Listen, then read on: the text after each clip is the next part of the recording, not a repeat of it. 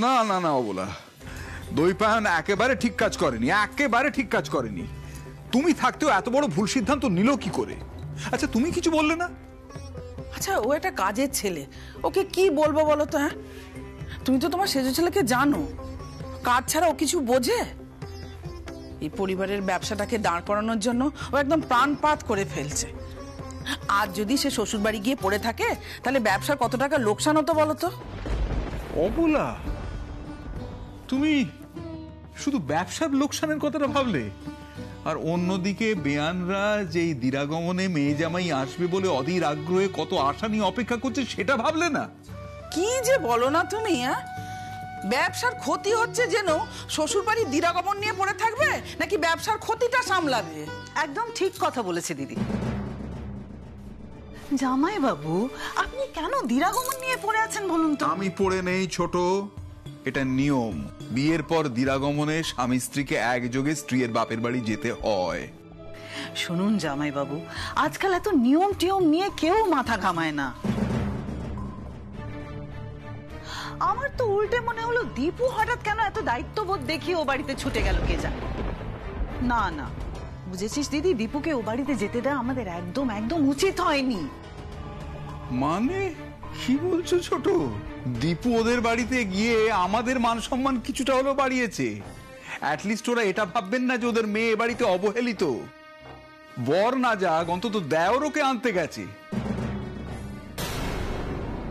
একটা কথা মনে রেখো, সেজ বৌমা এবাড়ির বউ, তার প্রতি সামান্যতম দায়িত্ববোধ এবাড়ির প্রত্যেকের থাকা উচিত। তাই দীপু যে কাজটা করেছে সেটা একেবারে ঠিক কাজ করেছে। আপনার এটা বাড়াবাড়ি জামাই বাবু, মেয়ের বাড়ি কিনা বড্ড মাথায় তোলেন। যাকে ছাড়তো, এসব নিয়ে কথা বাড়িয়ে আর লাভ নেই।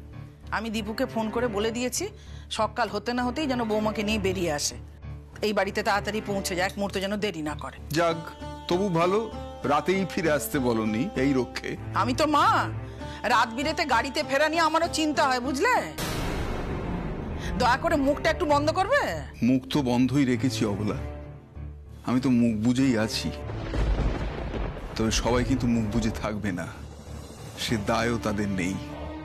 আমার তো ভয় হয় তারা একদিন না আমাদের সমালোচনায় বসে, সেদিন না তাদের মধ্যে কেউ বলে বসে যে দুটো টাকার মুখ দেখে মুখুজ্জে পরিবার আজ ধরাকে সরা জ্ঞান করছে।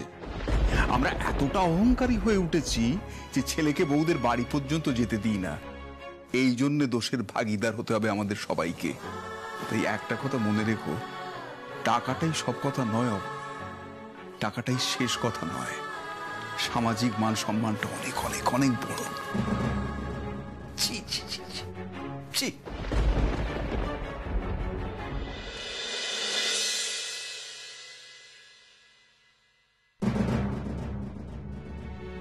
এইভাবে আমার দিকে তাকিয়ে আছে কেন? নিশ্চয়ই খিদে পেয়েছে। উনি তো আবার খিদে সহ্য করতে পারেন না। আমি বলছিলাম কি, আমার তো জমিয়ে খেতে খুব সময় লেগে যাবে, তাই আপনারাও এখানে বসে পড়ুন না, আমরা একসাথে সবাই মিলে খাই। অনেকটা জায়গা আছে, কোনো অসুবিধা হবে না কিন্তু। আরে না না, আমাদের খেতে রাত হবে, তুমি বরঞ্চ খেয়ে দে, একটু রেস্ট নাও। হ্যাঁ ঠিক বলেছিস, ঠিক বলেছিস রবি। অপু, দীপুর খাওয়া হয়ে গেলে দাদাদের ঘরে ওর বিছানাটা করে দে। হ্যাঁ মা, করে দে। আচ্ছা বাবা। তুমি খাওয়া দাওয়া হয়ে গেলে বিশ্রাম নাও, একেবারে ঘুমিয়ে পড়ো, খুব ধকল গেছে তোমার। মেসমশাই, এটা কিন্তু আপনি একদম ঠিক বলেছেন। এই জমিয়ে খাবার পর জমিয়ে একটা ঘুমের খুব দরকার হয়। আর তাছাড়া কাল অনেক সকালে উঠতে হবে, কারণ একটু বেলা হয়ে গেলে না হাইওয়েতে এত জ্যাম হয়ে যায়। সেজ বৌদি, তুমি কিন্তু একটু ভোর ভোর উঠে পড়ো। হ্যাঁ,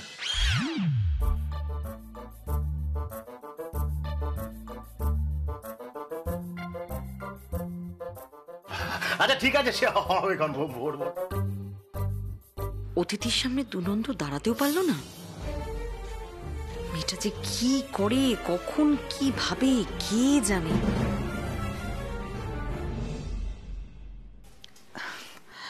জামাই বাবুর কথা অত কান দিস না তো দিদি। হঠাৎ রাত বিরেতে ওনার বিবেক জেগে উঠলো। ছাড় তো, ছাড়। যাই বলিস দিদি, আমার কিন্তু না দীপুকে নিয়ে বড্ড চিন্তা হচ্ছে রে। ওকে ও বাড়িতে পাঠানো একদম উচিত হয়নি। যদি কোনো গন্ডগোল পাকে। কেন গন্ডগোল পাকাবে কেন? আরে আমাদের দীপু একটা জোয়ান সমর্থ ছেলে, আর ও বাড়িতে বৌমার ওই বাজি বোনটা আছে না, কিরকম গায়ে পড়া স্বভাব জানিস তো। আরে ছাড়ুন আমাকে, ছাড়ুন আমাকে, ছাড়ুন। না না, ওই বাড়িতে তো বৌমার বাবা মা আছে। তুই থাম তো, সবাই থাকতেও কম বেহায়াগিরি করেছে। শোন দিদি, আমার তো মনে হয় ওই আমাদের ছেলেকে না ওই মেয়েটার কাছাকাছি যেতে দেওয়া একেবারে উচিত না। না না, আমার ছেলেও সীমা পার করবে না। না রে দিদি, আমি তোর ছেলেকে দোষ দিচ্ছি না, কিন্তু আগুন আর ঘি পাশাপাশি থাকলে কি হয় জানিস তো। বাবা যেভাবে দীপুর গায়ে মাথায় জল ঢালছিল মেয়েটা, আমার বাপু ওই মেয়েটাকে একদম একদম ভরসা নেই। দেখলি না ওই মেয়েটা দুদিন এখানে থাকতে না থাকতেই দীপু কেমন ওর কথায় উঠতে আর বসতে শুরু করে দিয়েছিল। সারাক্ষণ ওই মেয়েটার সুবিধে অসুবিধে নিয়েই দীপুর যত চিন্তা। বলা তো যায় না রে দিদি, কার কোথায় কিসে মন মজেছে। তাই আমি তোকে বলছি রে।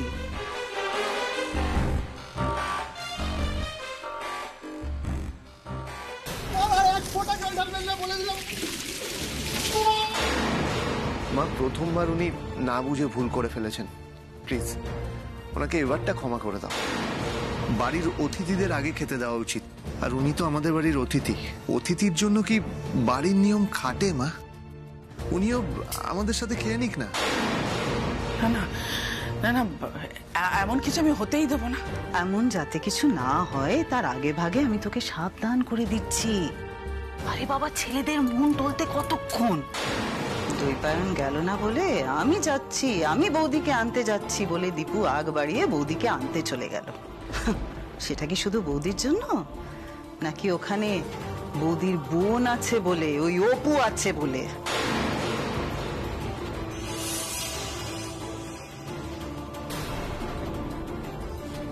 একটা কাণ্ড যদি ঘটে যায় তখন হাত কামড়ানো ছাড়া আর কিছু করার থাকবে না রে দিদি। সাপের চুচো গেলার দশা হবে। দীপু আসুক, দীপু এলে আমি বলে দেবো ও বাড়ির মুখও যেন আর ও না হয়। ভুলে যাস না রে দিদি, সেজ বৌমার গ্লাস ধরে তার বোন যখন তখন এখানে চলে আসতে পারে।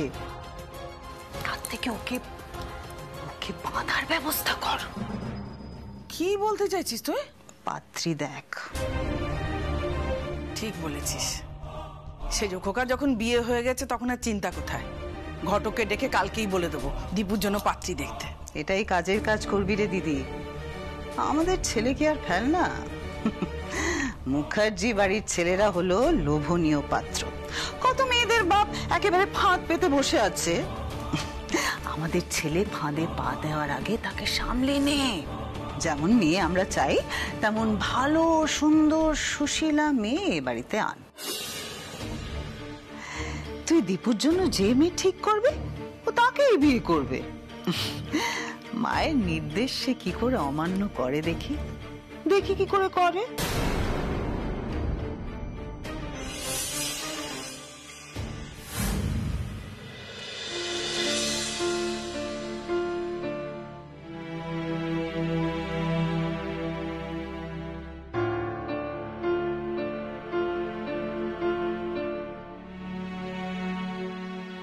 দিদি ভাই চলে গেলে চাকরির পরীক্ষাটা নিয়ে ভাবতে হবে, কিন্তু পরীক্ষার সেন্টারটা এত দূরে পড়লো কেন কে জানে।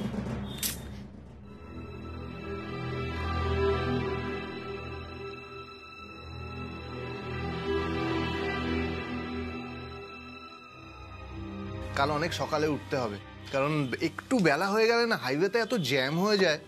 সেজ বৌদি, তুমি কিন্তু একটু ভোর ভোর উঠে পড়ো। হ্যাঁ,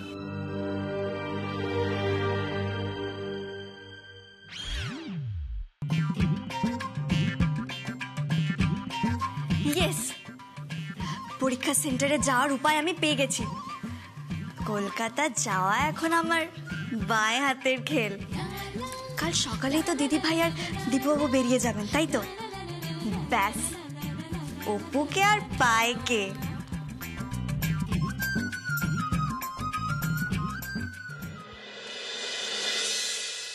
এ বাড়ির মানুষজন তোকে আগামী দিনেও এভাবে মানবে তো, নাকি সাপের 5 পা দেখবে? তাহলে এই পরিবারের নিয়ম কানুন সব যে চুলোয় যাবে রে। মানে কি বলতে চাইছিস তুই? ওই যে বলে না, এক বাটি দুধ নষ্ট করতে 1 ফোঁটা চুনাই যথেষ্ট। একজন কেউ যদি তোর বিপক্ষে যায়, তখন সকলে যে সাহস পেয়ে যাবে রে। এই যে মেঘা, বর্ষা, বড় বৌমা, মেজ বৌমা, সবাই তোর এক কথায় ওঠে বসে, সবাই এক ঘাটে জল খায়। কেউ একজন ব্যাগড়া দিলে এসব হবে তো হবে? বল, কার কথা বলছিস তুই? এই বাড়ির কার এত সাহস যে আমার কথা অমান্য করে? হ্যাঁ, মনে রাখিস জ্যোতি, আমি যতদিন বেঁচে থাকবো এই বাড়ি আমার শাসনে চলবে, আমার শাসনে, এই অবলা মুখার্জি শাসনে। আর যদি কেউ দাঁত ফোটানোর চেষ্টা করে না, আমার চেয়ে খারাপ কেউ হবে না। সেটাই তো আমি চাই রে দিদি।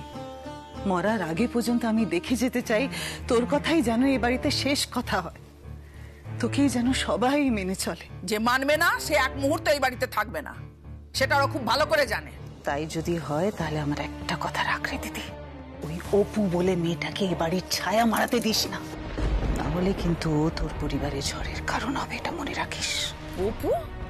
হ্যাঁ, ওই মেয়েটা এই বাড়িতে পা দিতে না দিতে কেমন নিয়ম ভেঙেছিল তোর মনে আছে তো?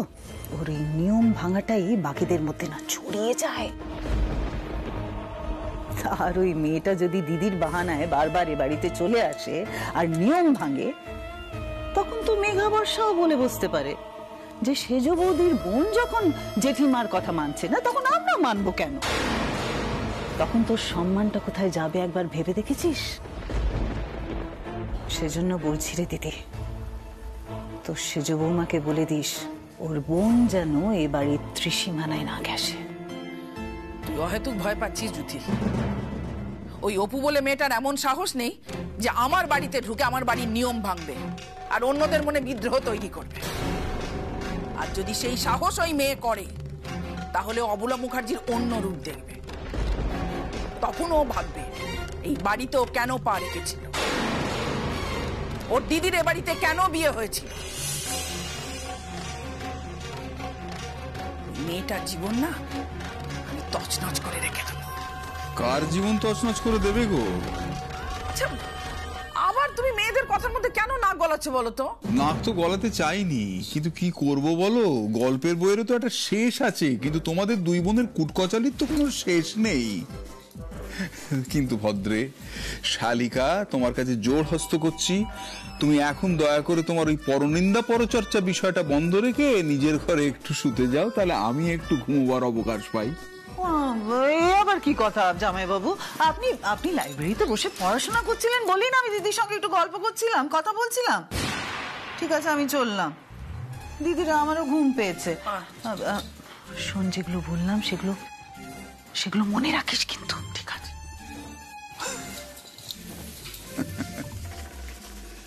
শুভরাত্রি।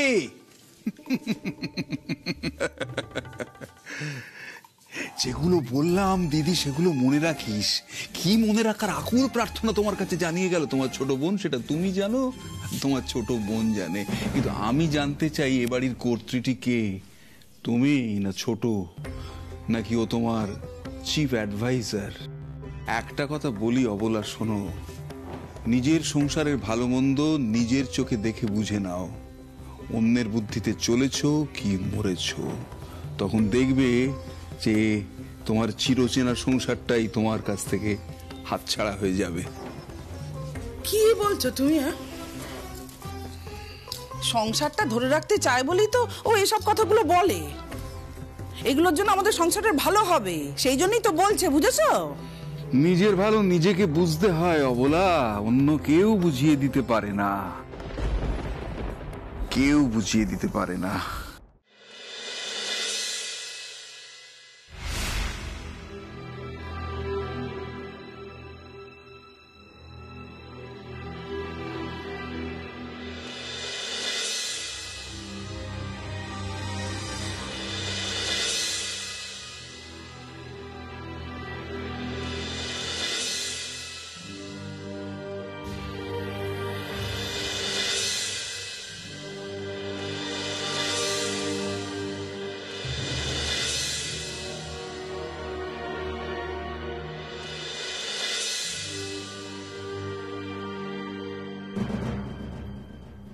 পার্সটা নিতে হবে।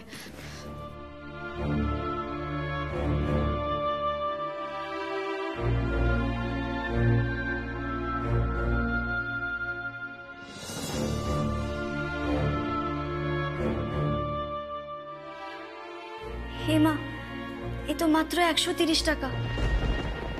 যাকগে, এটা দিয়ে কাজ চালাতে হবে। অপু, এই অপু, কি করছিস? অপু দরজাটা খোল। অপু দরজাটা খোল। অপু, অপু। হ্যাঁ মা, আসছি।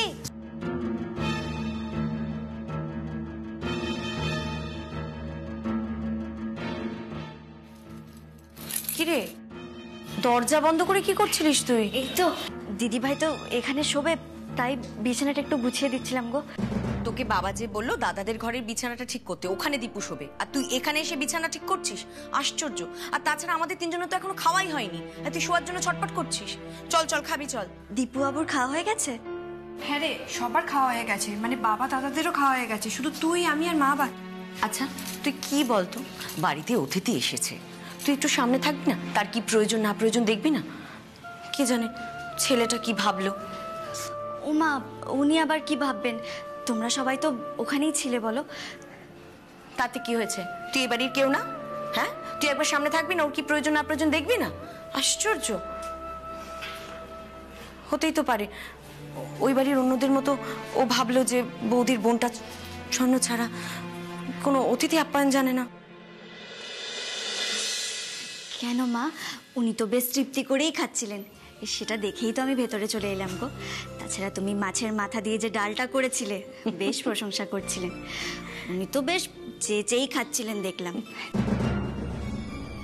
যে আর কি খেতে দেবো বলো? অপু, এটা কেমন কথা হলো রে?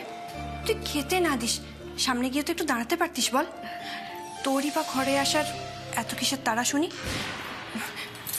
হ্যাঁ রে, বলছি যে তুই ঘরের দরজা বন্ধ করে কি করছিলিস রে? বললাম তো দিদি ভাই, বিছানা গোছাচ্ছিলাম। হয়েছে হয়েছে, আর কথা না বাড়িয়ে দুজনে খেয়ে আমাকে উদ্ধার করো। সুপু, আমি খাবার বাড়ছি, ওকে নিয়ে তাড়াতাড়ি আয়। হ্যাঁ মা। চল দিদি ভাই। 1 মিনিট। অপু, সত্যি করে বলতো, তুই দরজা বন্ধ করে কি করছিলিস? তুমি যে বিছানা গোছানোর মেয়ে নও, সেটা কিন্তু আমি খুব ভালো করে জানি। তাই সত্যি করে বলো, কি করছিলে? কিছু না দিদি ভাই, ওই তো আমি আসলে একটু পড়বো ঠিক করেছিলাম রে, তাই। আর বাইরে থেকে তো খুব কথার আওয়াজ আসছিল, সেই জন্য দরজাটা একটু দিয়েছিলাম। শোন না দিদি ভাই, চল তুই খেতে যা, তার দেরি করিস না রে। 1 মিনিট। বলছি, সত্যি করে বলতো, তুই আমায় কিছু লুকাচ্ছিস না? না রে বাবা, তোর থেকে আমি কি লুকোবো বল। দেরি করিস না দিদি ভাই, মা আবার কিন্তু বকাবকি করবে। চল। আচ্ছা বাবা, আচ্ছা আমি যাচ্ছি, তুই তাড়াতাড়ি আসিস কিন্তু। হুম।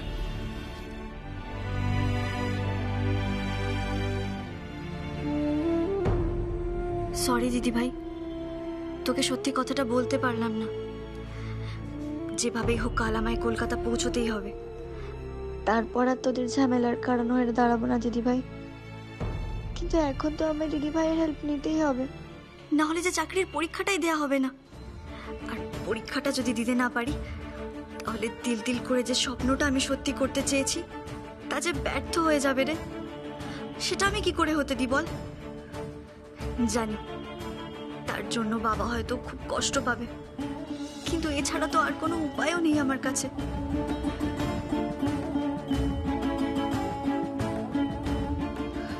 ভিডিও আমায় হতেই হবে, তাই তো লুকিয়েই কলকাতা যাব।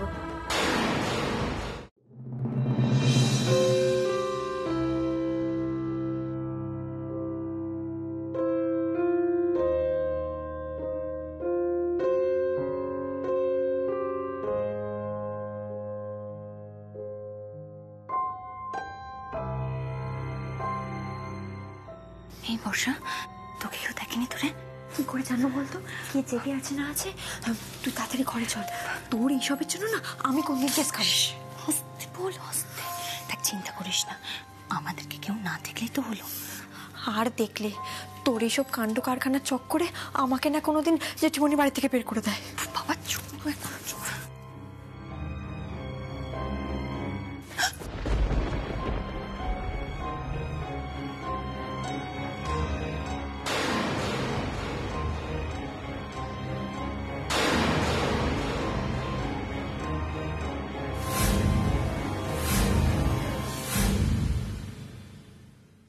অপু বলে মেয়েটাকে এ বাড়ির ছায়া মারাতে দিস না। ওই মেয়েটা এ বাড়িতে পা দিতে না দিতে কেমন নিয়ম ভেঙেছিল তোর মনে আছে তো? ওর এই নিয়ম ভাঙাটাই বাকিদের মধ্যে না ছড়িয়ে যায়।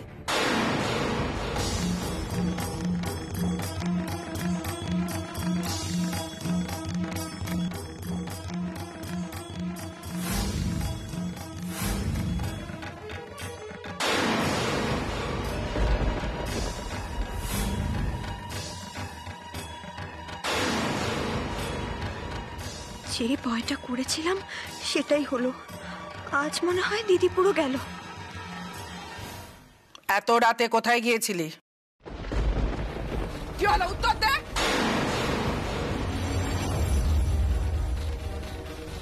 উত্তর দে মেঘা, বল কোথায় গিয়েছিলি?